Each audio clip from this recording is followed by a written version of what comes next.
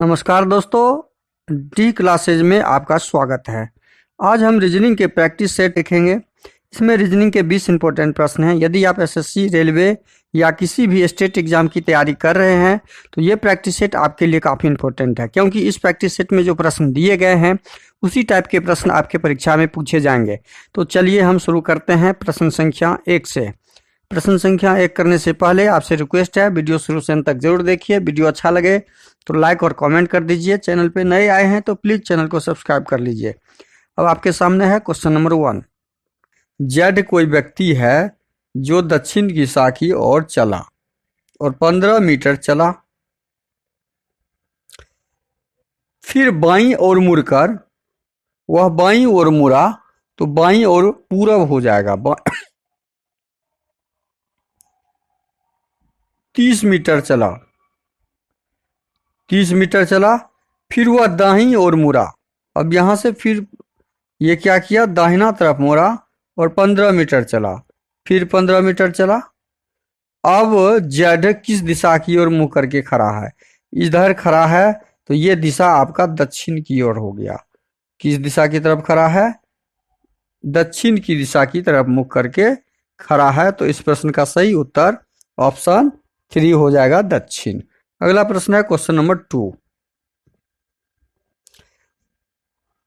वह सही Venn diagram चुनिए जो हॉकी, क्रिकेट और खेल के बीच सर्वाधिक सही ढंग से हो। अब देखिए, सर्वाधिक सही ढंग से वेन डायग्राम हमें बनाना है। किसका? हॉकी का, क्रिकेट का। दोनों अलग अलग खेल है। दोनों क्या है? अलग अलग खेल है। तो ये हॉकी का हो जाएगा, ये क्रिकेट का हो जाएगा। दोनों डायग्राम बन गया। अब उसके बाद क्या था? खेल। और ये दोनों खेल है। खेल के अंदर ये दोनों डायग्राम हमारा बन जाएगा। खेल का ये डायग्राम बना। तो इस प्रकार के डायग्राम हमारे ऑप्शन 4 में दिख रहे हैं, तो हमारा ऑप्शन 4 सही हो जाएगा क्वेश्चन नंबर 2 का। अगला प्रश्न है क्वेश्चन नंबर 3। यदि लंदन को LONDON को कन्वर्ट किस में किया है? MPOEPO में। उसी प्रकार दिल्ली को किस में कन्वर्ट करेंगे? दिल्ली को जब हम कन्वर्ट करेंगे कोड में, तो पहले लंदन का रिलेशन स्थापित कर लेते हैं। L होता है 12 नंबर पे, O 15 पे, N 14 पे, D 4 पे, O 15, N 14। अब 12 को M होता है 13 में, इसको कन्वर्ट किया। P होता है 16 में, O होता है 15, मतलब +1 का, +1 किया है।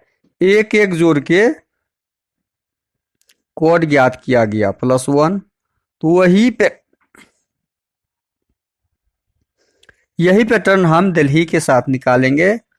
+1 +1, डी में एक जोड़ेंगे तो ई हो जाएगा, ई में एक जोड़ेंगे तो एफ हो जाएगा, एल में एक जोड़ेंगे एम हो जाएगा, एच में एक जोड़ेंगे आई हो जाएगा, और आई में एक जोड़ेंगे तो जे हो जाएगा। तो EFMIJ हमारा किस में कोड है? ऑप्शन फर्स्ट में। फर्स्ट आंसर सही हो जाएगा हमारा आंसर। सेकेंड में ऑप्शन हमारा दिया हुआ है, तो सेकेंड ऑप्शन सही हो जाएगा। अगला प्रश्न है क्वेश्चन नंबर 4। निम्नलिखित में प्रत्येक प्रश्न के दिए विकल्पों में से विषम शब्द अक्षर को चुनिए। विषम शब्द और अक्षर को चुनना है। देखिए क्या है, 17 अभाज्य संख्या है,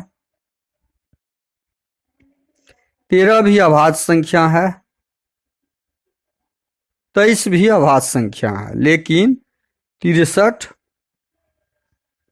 ये भाज्य संख्या है। तो ये आपका इन चारों में भिन्न है।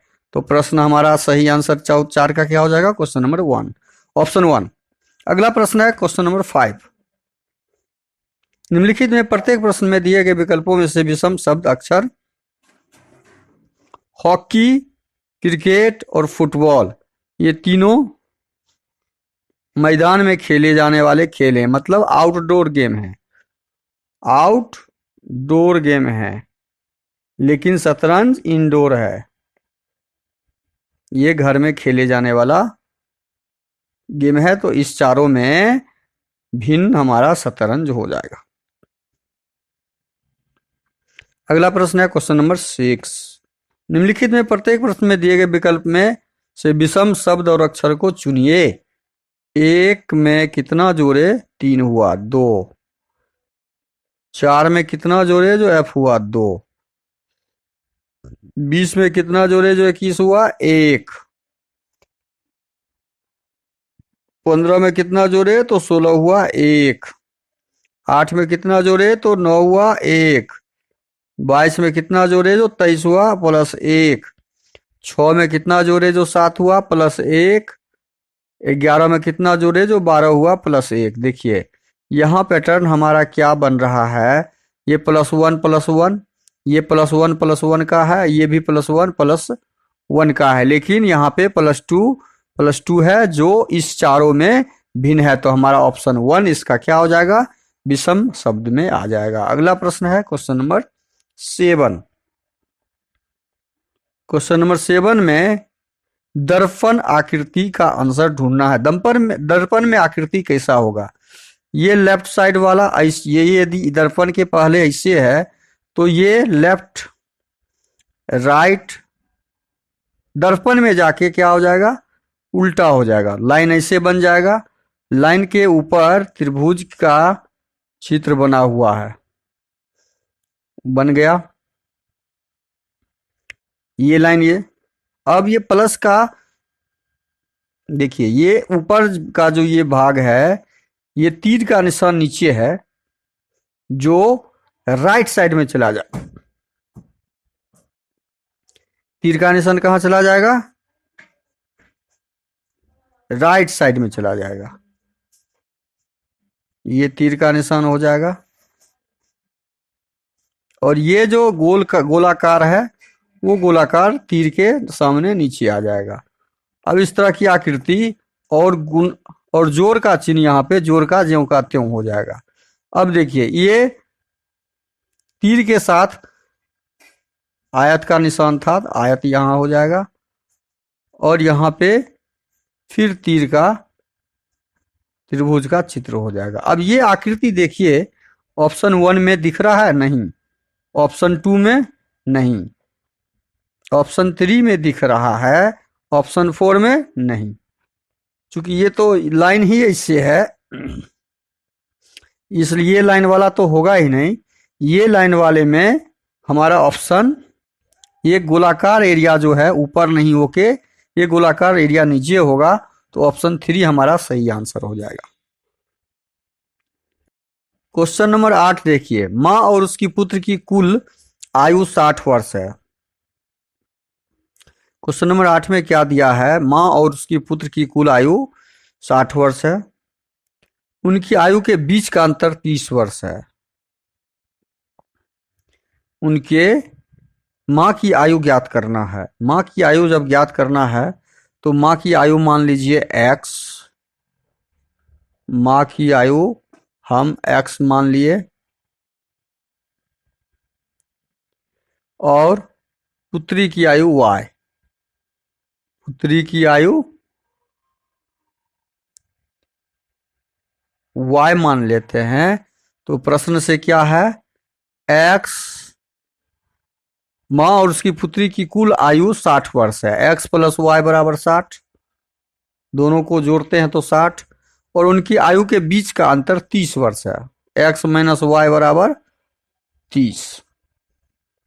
हमें x का मान निकालना है, माँ का आयु निकालना है, तो सीधा हम घटा देंगे, सीधा घटाएंगे, ये मतलब जोड़ देंगे, सीधा क्या करेंगे जोड़ देंगे, तो 2x हो जाएगा ये, और 60 90 हो जाएगा। x बराबर क्या हो गया 90/2 45। मतलब हमारा आंसर क्या निकला 45। 45 वर्ष माँ की आयु हो जाएगी और इस प्रश्न का सही आंसर हो जाएगा ऑप्शन 3। हमने x को किसको माना था? माँ की आयु को x माना था। हमने x माना था माँ की आयु को, तो माँ की आयु x बराबर 45 वर्ष। अगला प्रश्न है क्वेश्चन नंबर 9। दी गई उत्तर आकृति में इस उत्तर आकृति को चुनिए जो ये आकृति निहित है। अच्छा, ये आकृति देखिए, इस ए में तो संभव है नहीं। ए में ऐसे आया, ऐसे आया, ऐसे आया, ऐसे गया, लेकिन ऐसे कहीं पे है नहीं, तो ए में संभव नहीं है। बी में ऐसे आया, ऐसे आया, ऐसे आया, ऐसे आया, ऐसे आया, ऐसे आया, तो बी में ये आकृति क्वेश्चन नंबर 9 का सही आंसर हो जाएगा ऑप्शन 2। 3 में भी ये निहित नहीं है, 4 में भी नहीं है। अगला प्रश्न है क्वेश्चन नंबर 10। यदि P भाग का सूचक है, Q गुना का सूचक है, तो अब देखिए यहाँ पे दिया हुआ है 18Q 12P 4R 5S 6। अब Q का अर्थ यहाँ पे क्या दिया है? गुना। Q के जगह पे क्या रखेंगे हम? 18 गुना 12। P का अर्थ क्या दिया है? भाग। P के जगह पे हम भाग का चिन्ह रखेंगे 4। R के जगह R जोड़ का निशान दिया है, तो R के जगह जोड़ 5। S के जगह क्या रखेंगे? घटाव का निशान दिया है, तो S के जगह घटाव 6। अब इसको हल कीजिए। 18 और 12, 18 गुना 12 बट्टा 4 जोड़ 5 घटे 6, 4 तिये 12, 18 तिया 54, 54 प्लस 5 घटे 6, 54 5 59, 59 में से 6 गया, कितना हो गया? 53। हमारा आंसर कितना आ गया?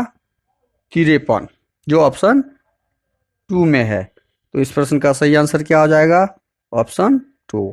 अगला प्रश्न है क्वेश्चन नंबर 11। एयर को टू संडे को, देखिए बहुत आसान है। यहाँ भी छोटा कोडिंग दिया हुआ है। जब भी छोटा कोडिंग दिया हुआ रहे उसमें हमेशा ध्यान रखिए कि ज्ञात करना है हमको स्वर या स्वर, कंसोनेंट या वोवेल्स करके ज्ञात करना है। अब एयर में कितना, एयर में वोवेल्स कितना है? वोवेल्स 2 है, एक ए है एक आई है, तो कोड हमारा क्या हो गया? एयर का कोड 2 हो गया। देखिए 2 है। संडे में यू एक वोवेल्स है, ए एक वोवेल्स है, मतलब 2 ही वोवेल्स है, तो हमारा कोड यहाँ हो गया। काइट में भी एक आई वोवेल्स है एक ई वोवेल्स है, तो हमारा काइट का भी कोडिंग 2 हो गया। बस इसी तरह फरवरी का भी कोडिंग करेंगे। ई वोवेल्स, यू वोवेल्स और ए वोवेल्स, बस 3 वोवेल्स है, तो प्रश्नवाचक चिन्ह के स्थान पे क्या आंसर आ जाएगा? हमारा 3 आंसर आ जाएगा, जो ऑप्शन बी में दिया हुआ है। कितना आसानी से हमने ज्ञात कर लिया। अगला प्रश्न है क्वेश्चन नंबर 12। कितने कागज बोतल नहीं है? बोतल नहीं है तो बोतल नहीं को पहले हटा देंगे। ये बोतल का एरिया है, इस बोतल के एरिया को हम हटा दिए, पूरा कट कर दिए। चलिए खत्म। अब हमारा निकलेगा आंसर कितने कागज बोतल नहीं है। क्लियर? तो कितने कागज बोतल है, कितने कागज हैं, तो कागज में हमारा ये एरिया भी खत्म हो गया, ये भी कट हो जाएगा, चित्रकानी नहीं होगा। कागज में यहाँ पे देखिए कागज का कौन सा भाग है? ये गोलाकार भाग है, मतलब ये वृत्त वाला एरिया है, तो वृत्त वाला एरिया में 8 भी है और 3 भी है, तो टोटल हमारा 8 और 3 को जोड़ेंगे 8 3 11 हो जाएगा। कागज के एरिया में कितना हो जाएगा? 11 हो जाएगा। टाइपिंग मिस्टेक है, जो हमारा ऑप्शन ए हो जाएगा। यहाँ पे टाइपिंग मिस्टेक है, ऑप्शन ए सही हो जाएगा। अगला प्रश्न क्वेश्चन नंबर 13। यदि 1 अक्टूबर को सोमवार है तो 11 अक्टूबर को कौन सा दिन होगा?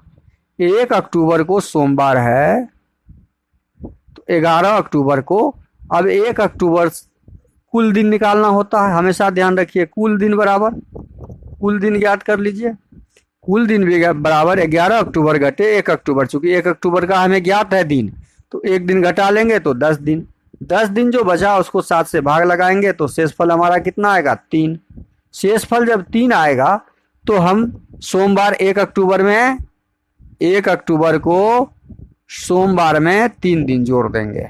सोमवार में क्या करेंगे? बस यही कुल दिन में 7 से भाग लगा के शेष जो आएगा उस शेष को हम जोड़ देते हैं। यहाँ 3 शेष आया, 3 शेष जोड़ दिए।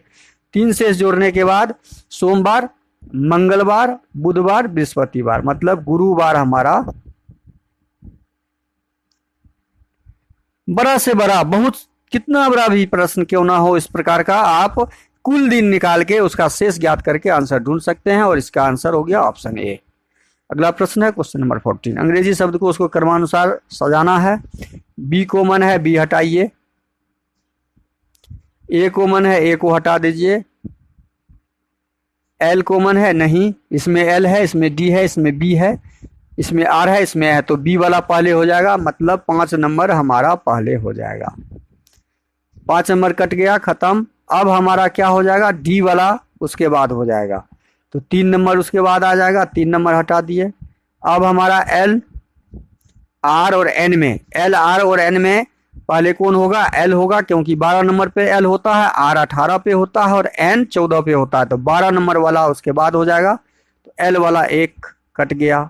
उसके बाद हमारा 14 नंबर वाला होगा 4 नंबर।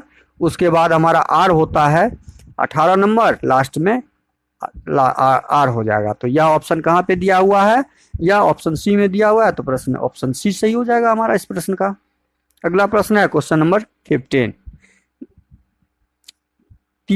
एक ही पासे की 3 अलग अलग स्थिति है। 3 दर्शाने वाली फलक के विपरीत फलक संख्या ज्ञात करें। 3 के पीछे, अच्छा देखिए ये सामान्य पासा है। क्यों? क्योंकि 4 और 3 को जब जोड़ेंगे तो 7 हो जाएगा। और जब आमने सामने के फलक सामने जो दिखने वाले हैं सामान्य पासा कहलाते हैं, उसका योग 7 हो जाए तो सामान्य पासा कहलाता है।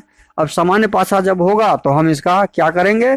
अब इसका हम कॉमन ढूंढेंगे। हमेशा ध्यान रखिए कॉमन किसमें है, किसमें कॉमन है, जिसको ज्ञात करना है उसको छोड़ के हम दूसरा कॉमन ढूंढेंगे। तो यहाँ पे देखिए 3, 4, 3 कॉमन है।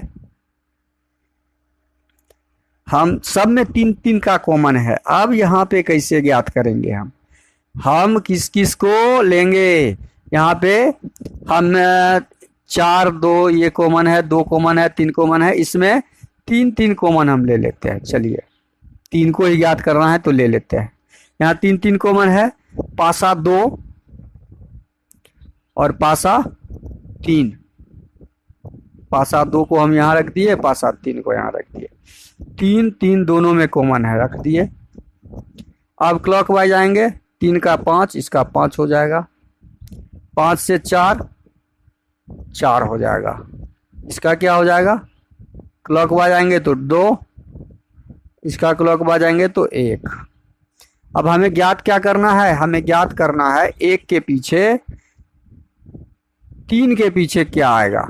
ये 3 के पीछे क्या आएगा ये ज्ञात करना है। ये तो ज्ञात हो गया। 5 के पीछे 2, 2 के पीछे 5, 4 के पीछे 1, 1 के पीछे 4।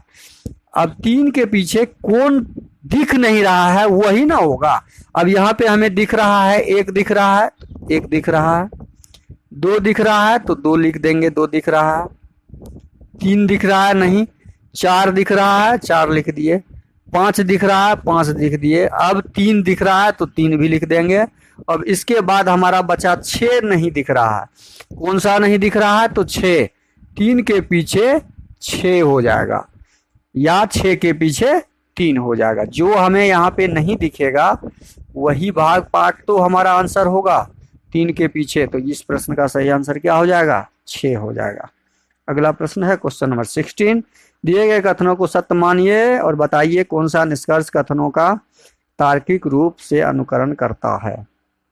कथन 1, कुछ आर सी है, तो कुछ आर जो है ये आर है, कुछ आर का भाग सी कर देते हैं।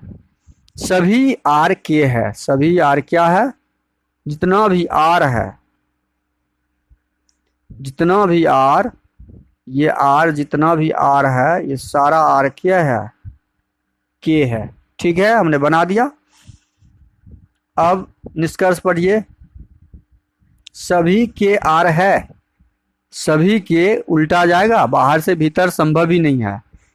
भीतर से बाहर आना संभव है, लेकिन बाहर से भीतर कोई वस्तु नहीं हो सकता, तो हमारा निष्कर्ष 1 गलत है।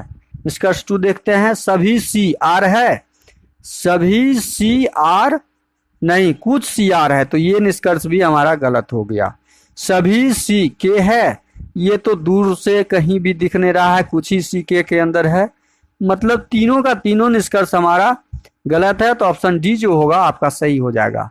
ऑप्शन डी, यहाँ पे टाइपिंग मिस्टेक हो गया। ऑप्शन डी कोई भी नहीं होगा, कोई भी नहीं होगा। तो ऑप्शन डी हमारा क्या हो जाएगा, सही हो जाएगा। अगला प्रश्न है क्वेश्चन नंबर 17। दिए गए आकृति में कितने वृत्त की संख्या है? 1 2 3 4 5 6 7 8 9 10 11 12 13 14 15 16 17 18 19 20 21, कुल कितने हो गए? 21, जो ऑप्शन सी में दिया हुआ है। अगला प्रश्न है क्वेश्चन नंबर 18। दिए गए विकल्पों से सही दर्पण, जल दर्पण प्रतिबिंब। जल दर्पण जब बनेगा तो उल्टा बनेगा। ए बन जाएगा ऐसे, टी बन जाएगा ऐसे, आई जो का त्यों रहेगा, ओ जो का त्यों रहेगा, और आर जो बनेगा उलट के आ जाएगा ऐसे, ऐसे बन जाएगा आर। तो ये जल प्रतिबिंब हुआ।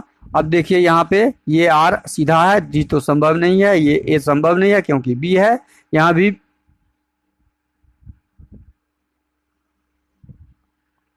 भी बी है, और ये थोड़ा सा टाइपिंग मिस्टेक है, ये आर है, ये आर ऐसे है, और ये ए है। तो ये इसका आंसर क्या हो जाएगा? ये थोड़ा सा टाइपिंग मिस्टेक हो गया है, यहाँ पे ये ऑप्शन सी सही हो जाएगा, ARTIO। हमारा ऑप्शन बी सही हो जाएगा। अगला प्रश्न है क्वेश्चन नंबर 19। उस विकल्प का चयन करें जो दी गई श्रृंखला में प्रश्नवाचक चिन्ह के स्थान पे, प्रश्नवाचक चिन्ह का स्थान पे क्या आएगा? देखिए ये एक डॉट है जो अगले में यहाँ से उठ के यहाँ आ गया, मतलब एक का गैपिंग है, एक गैप करके यहाँ पे आ गया। अगले में ये क्या किया है, 1 2 यहाँ पे आ गया, यहाँ पे, इसका मतलब 2 का गैप किया है, 2 का। अब ये अगले में कहाँ चला गया, यहाँ पे आ गया, मतलब 1 2 3, 3 का गैप किया, 1 2 3 का गैप करके यहाँ पे आ गया। अब ये क्या करेगा, 4 का गैप करेगा, 1 2 3 4, और आ जाएगा कहाँ पर, यहाँ पर। तो यहाँ पर डॉट वाला जो भी होगा ये एक ही दिख रहा है, बाकी सब ऑप्शन संभव नहीं है, तो ऑप्शन डी हमारा सही हो जाएगा। अगला प्रश्न है क्वेश्चन नंबर 20। कागज को खोलेंगे जब हम, तो हमारा ऑप्शन सी सही हो जाएगा, क्योंकि ये जब खुलेगा ऊपर का भाग तो ये चले जाएगा ऊपर, और ये चले जाएगा नीचे। तो देखिए ये जब खुला तो ये चला गया ऊपर, इधर वाला भाग ये ठीक उल्टा हो जाएगा, ऊपर जब जाएगा तो उल्टा हो जाएगा। तो हमारा सी ऑप्शन सही होगा, बी संभव नहीं है, ए संभव नहीं है, डी संभव नहीं है। वीडियो को शुरू से अंत तक जरूर देखिए। वीडियो अच्छा लगे तो लाइक और कमेंट कर दीजिए। चैनल पे नए आए हैं तो प्लीज चैनल को सब्सक्राइब कर लीजिए। दोस्तों को अधिक से अधिक शेयर कर दीजिए। बेल आइकन को ऑल पे जरूर डाल दीजिएगा। थैंक यू, धन्यवाद, जय हिंद, जय भारत।